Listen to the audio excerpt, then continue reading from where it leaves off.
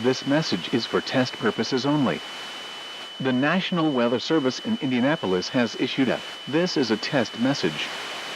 This is a test tornado warning for all counties in central Indiana. This is a test message. Until 10:30 a.m. Eastern Daylight Time. Hazard: this is a test message. Do not take action based on this message.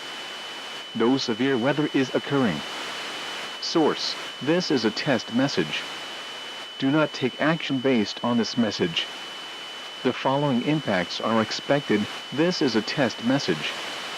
Do not take action based on this message. Locations impacted include all of central Indiana. This drill is part of the 2026 Severe Weather Preparedness Week in Indiana. Take this time to practice your severe weather and tornado safety preparedness plans. If this were an actual warning, official instructions would have followed the alert tone. Repeating, a test tornado warning has been issued until 10:30 a.m. Eastern Daylight Time for the following counties. This is a test message.